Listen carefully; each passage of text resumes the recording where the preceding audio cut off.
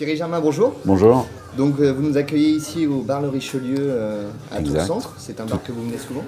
Tous les matins, on a une espèce de rythme comme ça et on vient, on prend la température, ça dépend à différentes heures. Il y a des gens qui fréquentent ce bar à différentes heures. Donc si j'arrive assez tôt, il y a toute une population différente. Un peu plus tard, il y a des commerçants. Et puis on fait un petit point de la journée, on se soutient le moral.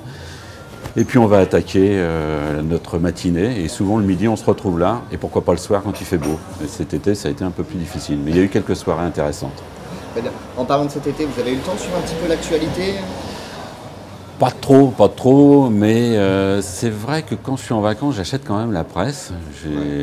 J'étais un peu curieux de ce qui se passait. Je suis rentré avant le changement de gouvernement.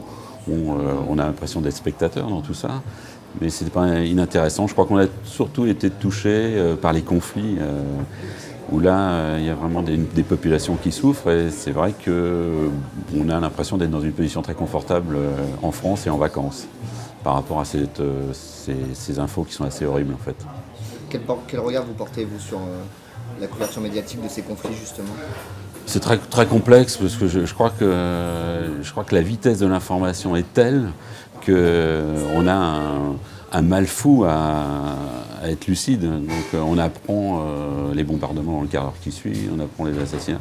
C'est extrêmement compliqué et traumatisant. Donc la couverture médiatique, je crois que c'est le premier qui a l'info qui peut la mettre et qui peut permettre d'avoir de l'audience. Et tout ça, ça rentre dans un business, mais on l'apprend quand même en pleine tronche.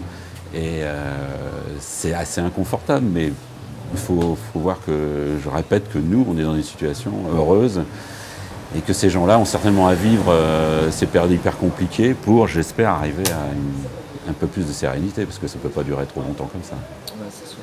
Et sur les changements de gouvernement, vous m'en parlez, donc vous avez un regard là-dessus?